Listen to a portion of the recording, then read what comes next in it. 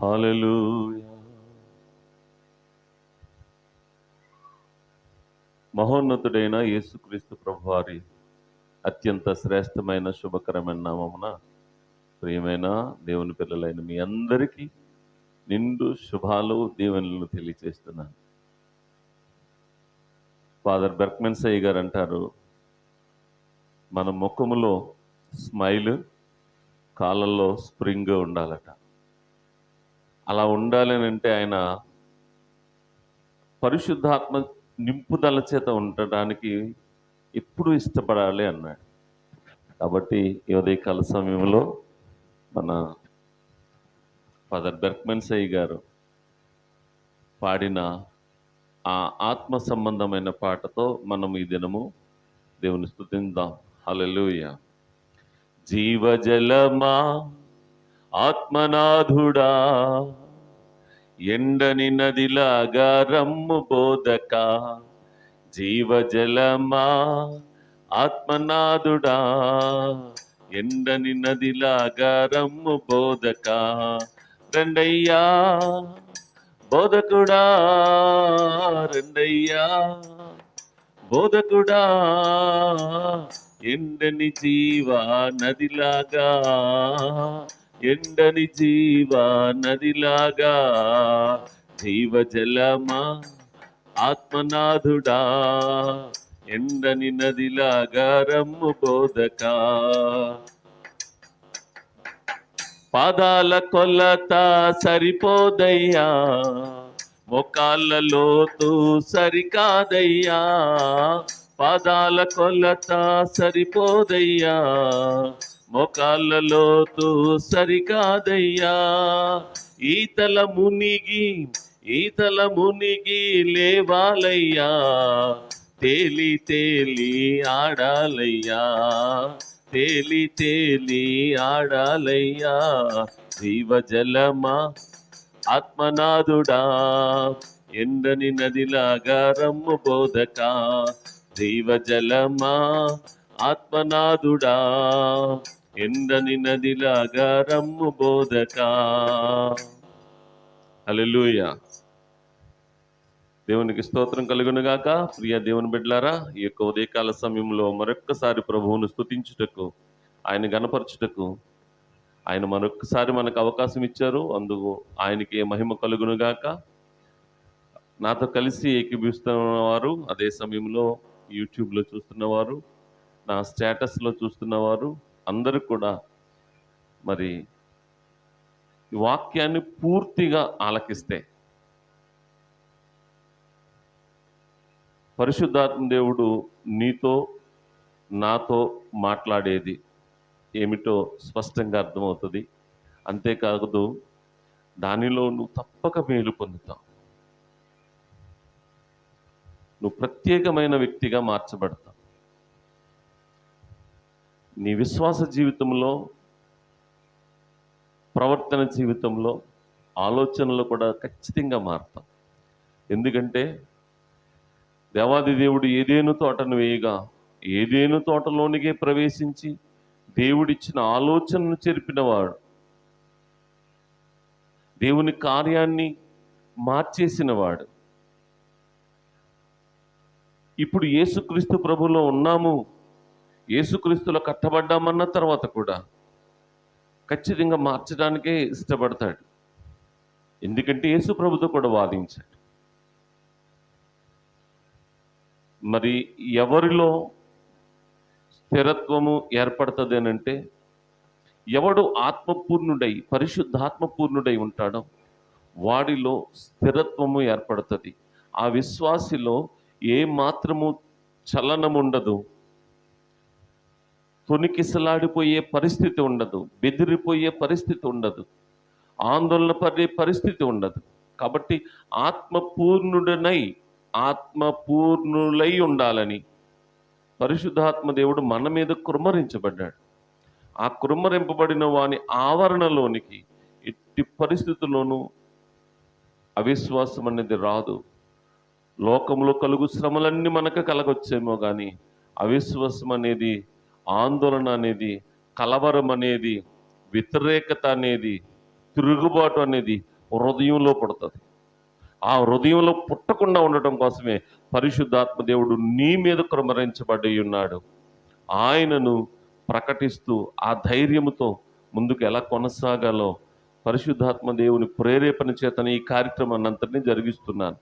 కాబట్టి నాతో కలిసి ఏకీభవించండి, పూర్తిగా వినండి. ఒకవేళ ఇది పూర్తిగా మీరు వింటేనే అర్థమవుతుంది కనుక అర్థమవుతే తప్పక లైక్ చేస్తారు, తప్పకుండా నీ ఫ్రెండ్స్కి పంపిస్తారు. ఈ ఈ ఛానల్ వీలైతే సబ్స్క్రైబ్ చేయండి. కొంతమందిని ప్రోత్సహించండి, కొంతమందికి మీ వంతులో మీరు దీవెనకరంగా ఉండండి. వాక్యంలోనికి వెళదాం. ఈరోజు నేను మీతో యోబు తన స్నేహితుల నిమిత్తము యోబు గురించి కూడా మాట్లాడబోతున్నాను. సహజంగా ఎవరు స్నేహితులై ఉంటారు? మనతో కలిసి బాధ పంచుకునే వాడిని స్నేహితుడు అంటారా? మనతో కలిసి భోజనం పంచుకునే వాడిని స్నేహితుడు అంటారా? మనతో కలిసి కష్ట సుఖాల్లో ఉన్నవాడిని స్నేహితుడు అంటారా? లేదు మన కష్టాలకు కారకుడైన వాడిని స్నేహితుడు అంటారా? లేదా మన సుఖమును అనుభవించడానికి వచ్చిన వాడిని స్నేహితుడు అంటారా? అదే సమయంలో మన గౌరవ మర్యాదలలో పాలు పంచుకున్న వాడిని స్నేహితుడు అంటారా? లేదా మన గౌరవ మర్యాదలు నిలబెట్టు వాడిని స్నేహితుడు అంటారా? ఇవన్నీ లోక సంబంధంగా నేను మాట్లాడుతున్నాను. తర్వాత మన కన్నీటికి కారణమైన వాడిని స్నేహితుడు అంటారా? లేదా కన్నీరు తుడిచి వాడిని స్నేహితుడు అంటారా? ఎవరు స్నేహితులు? ఈ స్నేహభావం గురించినటువంటి సంఘటన ఈ బైబిల్ గ్రంథంలో యోబు గురించి కూడా రాయబడి ఉంది. అంతవరకు స్నేహితులు అనే సందర్భాలు యోబు, దావీదు, యోనాతానుల దగ్గర కనబడతా ఉంటాయి మనం చదివిన బైబిల్ గ్రంథంలో. అయితే ఇక్కడ యోబు గురించి తన స్నేహితులు కూడా ఉన్నారని మనకి గ్రహించవచ్చు. మనం చదువుతున్నాం. ఈ స్నేహితుల గురించి నేను మీతో మాట్లాడబోతున్నాను. యోబు ప్రవర్తన స్నేహితుల దగ్గర ఎలా ఉంది, స్నేహితుల ప్రవర్తన యోబు దగ్గర ఎలా ఉంది? వీళ్ళిద్దరూ కలిపి మనకేం నేర్పుతున్నారు? వీరిద్దరూ కలిపి మనకేమి నేర్పుతున్నారు? ఇది ఖచ్చితంగా మనము ఈ దినము మనస్సు పెట్టి ఆలకించుదాం. అప్పుడు ఏం జరుగుతుందో, పరిశుద్ధాత్మ దేవుడు మీ హృదయంలో ఏం మాట్లాడుతున్నాడో మీరు తప్పకుండా గ్రహిస్తారు. వినండి ప్రియ దేవుని బిడ్డలారా. యోబు గ్రంథం 2వ అధ్యాయం 11వ వచనం. తేమానీయుడైన ఎలీఫజు, మహీయుడైన బిల్దదు, నయమాతీయుడైన జోఫరను యోబు ముగ్గురు స్నేహితులు అతనికి సంభవించిన ఆపదలన్నిటిని గూర్చి వినిన వారై అతనితో కలిసి దుఃఖించుటకును అతన్ని ఓదార్చుటకును పోవాలనని ఆలోచించుకుని తమ తమ స్థలములను విడిచి వచ్చిరి. వారు వచ్చి దూరమున నిలువబడి కన్నులెత్తి చూచినప్పుడు అతన్ని పోల్చలేక తమ వస్త్రములను చింపుకొని ఆకాశము తట్టు తలల మీద ధూళి చల్లుకుని ఇలుగెత్తి ఏడ్చిరి. అతని బాధ అత్యధికముగా నుండినని గ్రహించి ఎవరును అతనితో ఒక్క మాట అయినను పలుకక రేయింబగలు 7 దినములు అతనితో కూడా నేలను కూర్చుండిరి.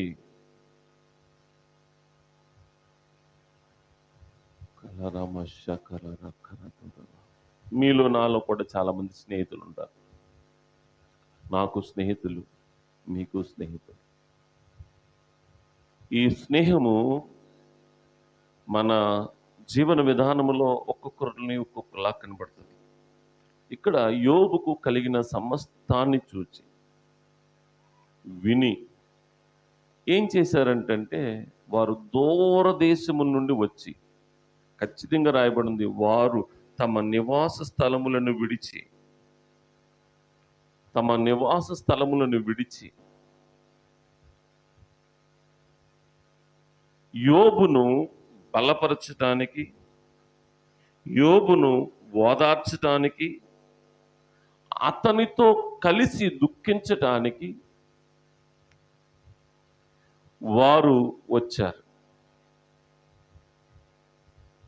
మన దగ్గర కూడా చనిపోయిన వాళ్ళు కుటుంబాల్లో చనిపోతే ఆదరించడానికి ఒక సమయం వెళ్ళి వారి దగ్గర ఒక పూట కూర్చుని వాళ్ళతో మాట్లాడి వస్తాం.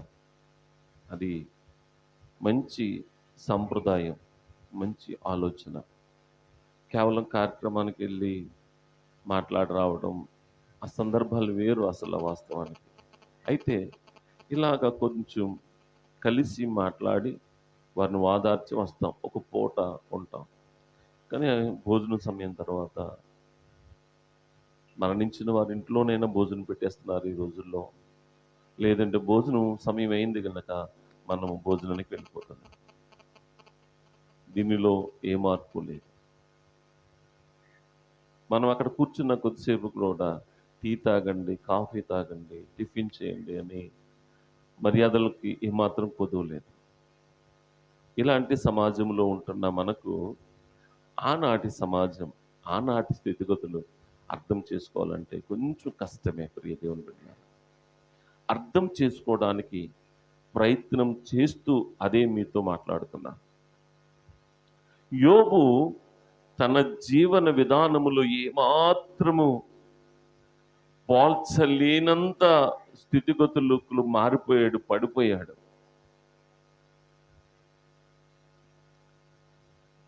తనకున్నటువంటి సిరి సంపదలన్నీ కోల్పోయాడు, తనకున్న భోగభాగ్యాలన్నీ కోల్పోయాడు, తనకున్న సుఖ సౌఖ్యాలన్నీ కోల్పోయాడు.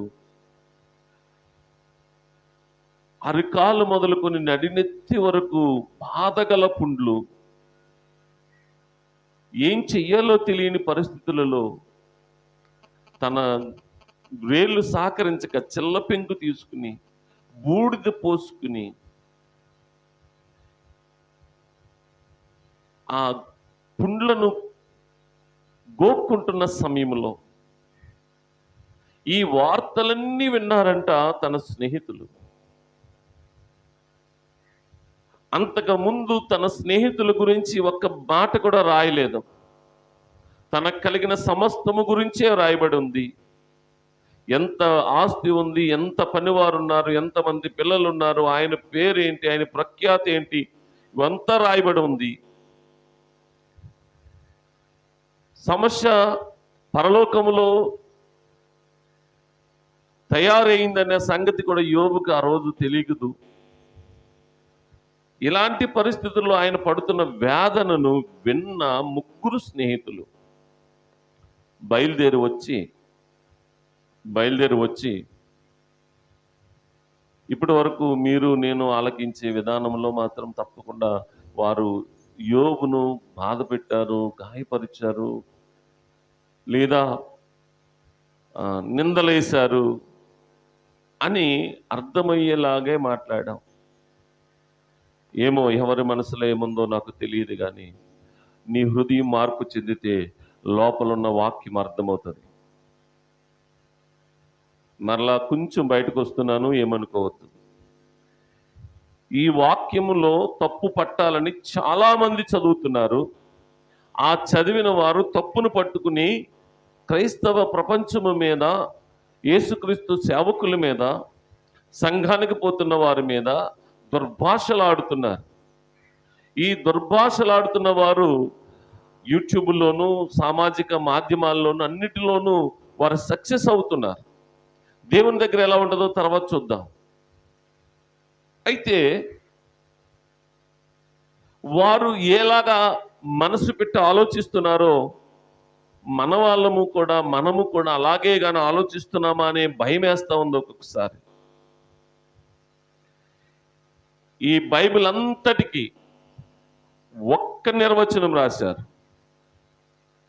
ఇది ఎందు నిమిత్తము రాయబడిందంటే జరిగిన సంఘటనలు, జరగబో సంఘటనలు, ప్రస్తుతము మనము గ్రహించవలసిన సంఘటనలకు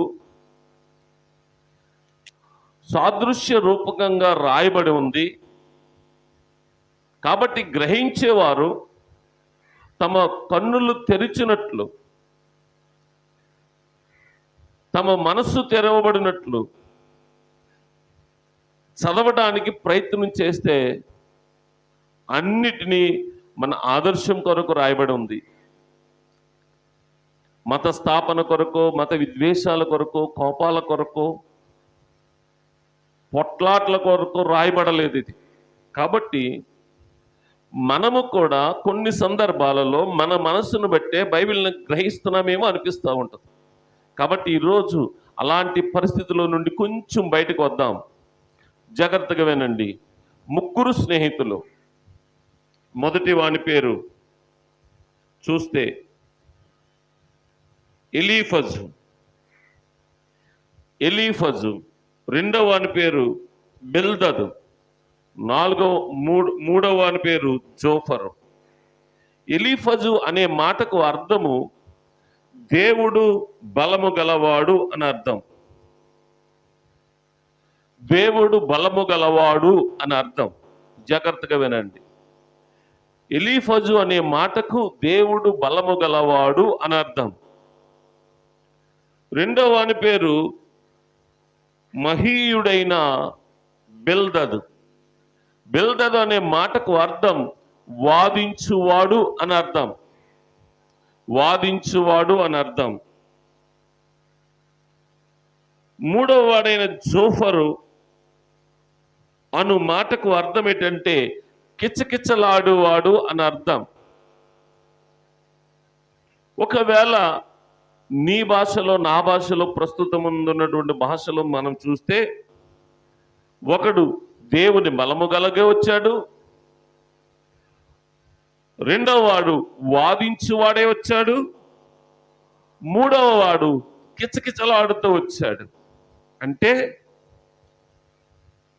ఒకడు దేవుని బలమును ధరించుకుని రావడానికి, ఒక వ్యక్తి దగ్గరికి దేవుని బలమును ధరించుకుని వచ్చాడు అని అంటే అసలు రూల్గా ఒకడు పడిపోయిన వాడిని లేవదీయాలంటే వాడికన్నా బలవంతుడై ఉండాలి, లేదా బలము కలిగిన, నిబ్బరము కలిగి ఎలాగైనా రక్షిస్తానన్న మానసికమైనటువంటి స్థైర్యము కలిగిన వాడై ఉండాలి. ఇప్పుడు యోబు పడిపోయి ఉన్నాడు కాబట్టి తన బలమును కూడగట్టుకుని వెళ్ళిన వాడు ఒక స్నేహితుడు అంటున్నాను. రెండవ వాడు వాదించేవాడు. వాదన దేనికి వస్తుందండి చెప్పండి అసలు?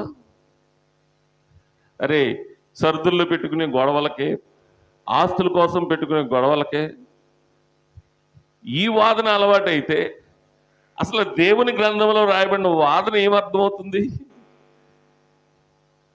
నాకు భలే అనిపిస్తుంది. ముగ్గురిని ఆయన అవమానపరచడానికి వచ్చారంటే వింటున్నారా? వాదనలో సత్యము బయటకు వస్తుంది. కర్రమందల ఇద్దరు వాదనలో, ఇద్దరు కొట్లాటలో ఎవడ బలవంతుడు బయటకు వస్తుందో, ఇద్దరు మాటల వాదనలో సత్యము బయటకు వస్తుంది. వాదన అనే పదం మన భాషలో డిస్కషన్, అంతేనా? ఈయన ఇలా చెప్తాడు, ఆయన అలా చెప్తాడు, ఈయన ఇలా చెప్తాడు, ఆయన అలా చెప్తాడు. చివరికి ఒక ఆలోచనకు రావలసిందే ఇద్దరు కలిపి. దానిని వాదన అంటారు. మనం సోషల్ స్టడీస్ చదువుకున్నాం. భూమి బల్లపరుపుగా ఉంది అంటే, ముందు భూమి బంతాకారంగా ఉందంటే ఆయన్ని జైలు వేసేశారు, చంపేశారు. తర్వాత భూమి బల్లపరుపుగా ఉందంటే జైలు కొట్టేశారు. ఇప్పుడు ఈ రెండు వాదనలను పట్టుకుని ఈ సైంటిస్టులందరూ పరీక్షించగా ఒకరికొకరు ఆయన అలా చెప్పాడు, ఈయన ఇలా చెప్పాడు ఏంటని దానిలో పరిశోధన చేయగా ఎవరి వాదన ఆ వాదన కొరకు ఆయన చనిపోయాడు కూడా. ఆ ఎవరి వాదన స్థిరమైందంటే భూమి బంతి ఆకారంలో ఉందన్న వాని యొక్క వాదనే కదా స్థిరమైంది. ఇద్దరు వాదించడం వలన సత్యం బయటకు వస్తుంది. కొట్లాడుకోవడం కాదు ఇక్కడ, పొట్లాడుకోవడం కాదు ఇక్కడ. నువ్వు గొప్ప అంటే నువ్వు గొప్ప అనుకుని ఈగో ఫీలింగ్తో కాదు అక్కడ. ఈయన వచ్చింది పరిశుద్ధాత్ముడా వందనాలు తండ్రి. ఆయన వచ్చింది యోబులో తీక్ష్ణమైన విశ్వాసము ఎంతగా ఉన్నది. నేను మాట్లాడుతున్న కొలదిగా, యోబు మాట్లాడుతున్న కొలదిగా, మా ఇద్దరి మధ్యలోనూ ఈ వాదన జరుగుతున్న కొలదిగా ఎలాంటి విశిష్టమైనటువంటి మాటలు బయటకు వస్తాయని అర్థము బిల్దదు వాదనలో ఉన్నది. ఇక జోఫర్ కిచకిచలాడువాడు అని అంటే, కిచకిచలాడటం అంటే అర్థం సనుక్కోవడమా? సనుక్కుని బుద్ధి ఉన్న వాళ్ళకి అందరికీ సనుక్కోవడమే అని అర్థం అవుతుంది. నాకైతే నవ్వుతూ, ఎప్పుడు నవ్విస్తూ, ఎప్పుడు ఆనందింపజేస్తూ, ఎప్పుడు సంతోషింపజేస్తూ ఉండటం.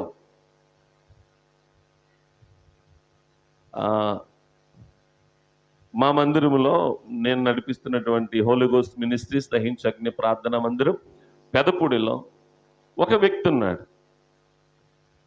ఆయనకి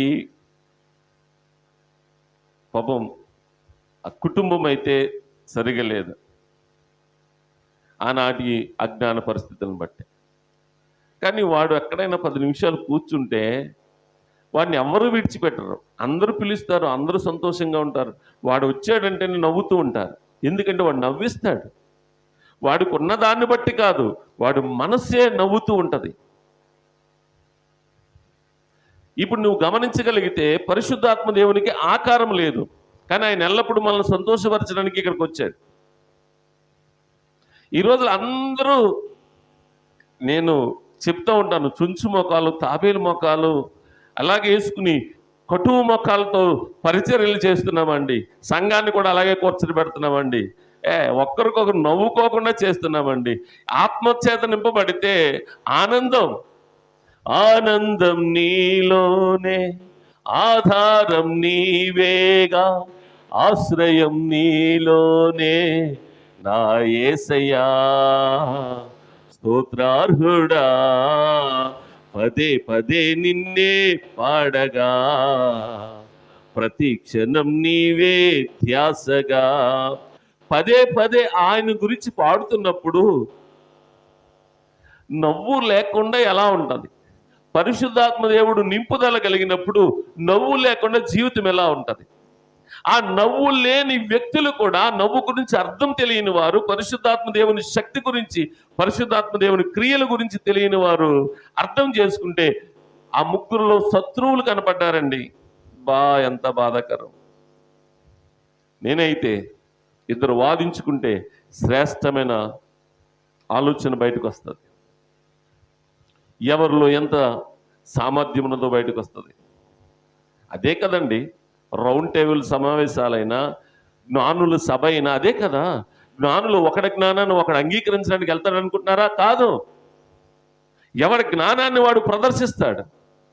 ప్రదర్శిస్తున్నప్పుడు ఒకరికంటే ఒకరు మంచి ఆలోచనలు వస్తున్నప్పుడు చివరికి తుదకు ఒక నిర్ణయానికి వస్తారు. ఆ నిర్ణయమే ఈరోజు మానవ హక్కుల సంఘంగా, లేదంటే గేదెలు ఆవులు తప్ప ఇంకేమి ఉండవండి దేశంలో. ఈరోజు మానవ హక్కుల సంఘము, లేదా మానవులు జీవించడానికి అర్హులు అని చెప్పారు కాబట్టే అనేక మంది ఈ దినాన్ని జీవిస్తున్నామండి. లేదంటే ఒక్క తెగ జీవించును, ఆవులు గోవులు తప్ప ఇంకేమి జీవించు మన దేశంలో. మంచి నిర్ణయాలు వస్తాయి. హల్లెలూయా. ప్రియ దేవుని బిడ్డలారా, ఇంకా ఇది పూట అయిపోయేది కాదు. మనము నెక్స్ట్ స్టెప్ కూడా వెళ్ళబోతున్నాం. నెక్స్ట్ రోజు కూడా చేయబోతున్నాం. గమనించండి, ఈ ముగ్గురు, ఒకడు బలము గలవాడు, ఎలీఫజు బలము గలవాడు. బలము గలవాడు అనే మాటకు పూర్తి అర్థం దేవుని బలము గలవాడు అని అర్థం. రెండవ వాడు వాదించేవాడు. మూడవ వాడు కిచకిచలాడేవాడు. ఇంత బలము కలిగిన వాడు, ఇంత వాదన చేయగలిగిన వాడు, లేదా ఎంతో సంతోషంగా ఉండగలిగిన వాడు. ఈ ముగ్గురు కూడా తన స్నేహితుడైన యోబు ఆ దుస్థితిని చూసి, ఆ దయనీయమైన స్థితిని చూసి, ప్రియ దేవుని బిడ్డలారా, వారు వస్త్రములను చింపుకొని ఎలుగెత్తి ఆకాశం వైపు తమ చేతులెత్తి బూడిద పోసుకొని అతని హృదయాన్ని గ్రహించిన వారై, అతని మనస్సును గ్రహించిన వారై, అతని ఉద్దేశాలను గ్రహించిన వారై ఆయనతో పాటు 7 రోజులు కూర్చుండి ఏడుస్తూ ఉన్నారంట, దిగులు పడుతూ ఉన్నారట. స్నేహం అంటే అదండి. మనకేమర్థమైందంటే యోబుని తిట్టడానికి వచ్చారంటారు. ఎందుకంటే తిట్టే వాళ్ళే ఇంకా బోధించే వాళ్ళుగా ఉన్నారు కాబట్టి. ఏమనుకోవద్దు, దయచేసి మారండి. నువ్వు ఏ వచనం చదువుతున్నా దానిలో నీకు ఒక శ్రేష్టమైన అనుభవం ఉంది.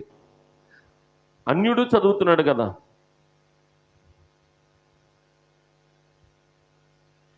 నోవాహు ద్రాక్షరసం తాగి మత్తుడై పడిపోయి ఉన్నాడంటే అందరికీ ఇగో తాగిన వాళ్ళందరూ ఇలా పడిపోతారండి. ఏమి నీకు అలాగే కదా అర్థమైంది, ఆడికి అర్థమైంది, నీకు అర్థమైంది. నువ్వు ఆత్మపూర్ణుడు ఎలాగయ్యావు, నువ్వు ఎలాగ పెద్ద బైబిల్ థియాలజికల్ స్టడీ చేసిన వ్యక్తివయ్యావు, వాడికి అర్థమైంది, నీకు అర్థమైందే. వాడిలో ఉన్న ఆత్మ నీలో ఉన్న ఆత్మ ఒకటేనా?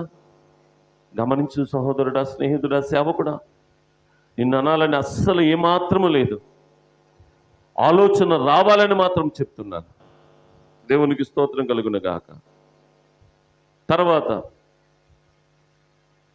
లోతు కుమార్తెలు తన తండ్రితో వ్యభిచారం చేశారంటే వాడు చదివింది అదే, నీకు కూడా అదే కదా అర్థమవుతుంది. అవి ఎందుకు రాయబడి ఉన్నాయి, కారణాలు ఏంటి? దానిలో నేను నేర్చుకుని మన విశ్వాసులకు లేదా మనల్ని వెంబడిస్తున్న వారికి, క్రీస్తుని వెంబడిస్తున్న వారికి బోధించవలసిన బోధ ఏంటి తెలుసుకోకపోతే, ఆ మనసుతో నువ్వు ఉంటే నిత్య రాజ్యం నీకు కూడా ఉంటుంది, నిత్య నరకం కూడా నీకే ఉంటుంది. ఆలోచన చేయి. అందుకోసం రాయలేదు ఇది, అందుకోసం చదవద్దు కూడా. స్తోత్రాలు తండ్రి. ప్రియా దేవుని బిడ్డలారా, ఇప్పుడు ఈ నలుగురు, యోబు, ఎలీఫజ్, బిల్దద్, జోఫర్, ఈ నలుగురు ఒకే స్థలంలో కూర్చుని ఉన్నారు. ఈ నలుగురు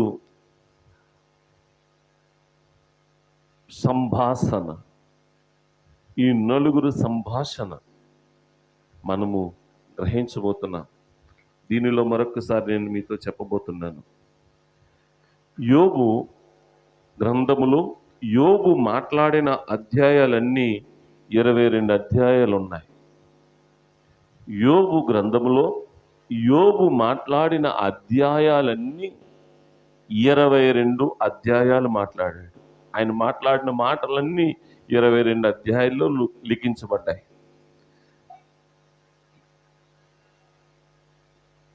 ఎలీఫజు మాట్లాడిన మాటలు కేవలము 5 అధ్యాయాల్లో రాయబడి ఉంది. 5 అధ్యాయాలు ఎలీఫజు మాట్లాడాడు. తర్వాత బిల్దదు మాట్లాడిన అధ్యాయాలు కేవలం 3 అధ్యాయాల్లో రాయబడి ఉంది. తర్వాత జోఫరు కిచకిచలాడువాడు అని ఆయన మాట్లాడిన మాటలు కేవలం 2 అధ్యాయాల్లో రాయబడి ఉంది. అయితే విషయం ఏంటి తెలుసా, ఈ మధ్యలో వీళ్ళెవ్వరూ కాకుండా మాట్లాడిన వాడు ఒకడు ఉంటాడు. ఆయన గురించి ఎవ్వరు మాట్లాడరు. అసలు ఆయన ఎవ్వడో కూడా తెలియదు వీళ్ళకి. నీకు కూడా తెలియదు, తెలుసా? నీకు కూడా తెలియదు. నువ్వు ఆయన పట్టించుకో. యోబు 3 స్నేహితులు వచ్చారంట. ఎలీహు అన్న ఆయన కూడా వచ్చాడు. ఆయన గురించి ఇంకా చెప్పలేదు, నేను రేపు చెప్తే పోతున్నా. ఎలీహు అన్న ఆయన వచ్చాడు. ఈ ఎలీహు 6 అధ్యాయాలు మాట్లాడాడు. ఈయన ఎవరో రేపు వివరిస్తారు. ఇక తండ్రి అయిన దేవుడు యెహోవా తండ్రి గారు మాట్లాడిన అధ్యాయాలు 5 అధ్యాయాలు మాట్లాడారు. ఈ 5 అధ్యాయాల్లో తండ్రి అయిన దేవుడు ఏం మాట్లాడాడు, 6 అధ్యాయాల్లో ఇప్పుడు మనం వివరించుకొని ఎలీహు ఏం మాట్లాడాడు, జోఫరు 2 అధ్యాయాల్లో ఏం మాట్లాడాడు, బిల్దదు 3 అధ్యాయాల్లో ఏం మాట్లాడాడు, ఎలీఫజు 5 అధ్యాయాల్లో ఏం మాట్లాడాడు, ఇవన్నీ మనము రానున్న దినాల్లో వివరించుకోబోతున్నాం. ప్రియ దేవుని బిడ్డ, నేను ఈ స్నేహితులు నిబంధన కోసం చెప్పి నేను ముగిస్తాను. ఈ స్నేహితులు తమ స్థానములను విడిచి వచ్చారు. తమ స్థానములను విడిచి వచ్చారు. తమ స్థానములను విడిచి వచ్చిన వాళ్ళల్లో నిన్ను నన్ను స్నేహితునిగా ఎవరు భావించారో గ్రహిస్తే ఈ యొక్క నాకు మీరు రాసే కామెంట్లో పెట్టండి. ఆ తమ స్థానములను విడిచి వచ్చిన వాళ్ళలో ఎవరున్నారు? 3 తమ స్థానాలు విడిచి వచ్చారు. వాళ్ళలో ఎవరున్నారు? ఇదొక పజిల్ కాదు, అసలు దాని గురించి లేదు. కాకపోతే సమయం అయింది కాబట్టి రేపు మాట్లాడుకోబోతున్నాం. తమ స్థానములు విడిచి వచ్చిన 3 ఎవరై ఉంటారు? శత్రువులు మాత్రం కాదు, వారు మిత్రులు. ఆ మిత్రుల్లో ఎవరై ఉంటారో మీరు విన్నవారందరూ గ్రహించి నాకు కామెంట్ రూపంగా తెలియచేయండి. ఈరోజు ఈ నలుగురు ప్రవర్తన నీకు నాకు ఎలాగ ఆదర్శం అవుతుంది, దేవుని చిత్తమును బట్టి రేపు తెలుసుకుందాం. అట్టి కృప దేవుడు మనకు దయచేయను గాక, మనకు ఆరోగ్యం ఆయుస్సును అనుగ్రహించును గాక. ఆమేన్. ఈ దినము మీరు చేస్తున్నటువంటి ప్రతి ప్రయాణాల్లోనూ, ఉద్యోగంలోనూ, వ్యవసాయ పనులన్నిటిలోనూ, అలాగే మీ పిల్లల స్కూల్కి వెళ్తున్నప్పుడు అన్నిటిలోనూ దేవుని కృప కాపుదల తోడుగా ఉండును గాక. తండ్రి వందనాలు ప్రభా, వీళ్ళందరినీ దీవించండి, ఆశీర్వదించండి. ఈ కార్యక్రమం నాయన ఆత్మీయంగా దినదినం వర్ధిల్లుతూ ఉన్నది నాయన. ఇంకా అనేక మంది ప్రభా ఈ కార్యక్రమంలో జాయిన్ అవ్వడానికి నాయన చూసి, వాక్యమును చూసి హృదయములలో ప్రభా స్థిరమైన విశ్వాసం పెంచుకోవడానికి సహాయం చేయమని, దీవించమని, ఆశీర్వదించమని నజరేయుడని యేసు నామం బట్టి వేడుకుంటున్నాను తండ్రి. Amen. God bless you all. మరి ఈ కార్యక్రమానికి సబ్స్క్రైబ్ చేయండి, లైక్ చేయండి, కామెంట్ చేయండి, షేర్ చేయండి. దేవుడు మిమ్మల్ని దీవించును గాక. ఆమేన్.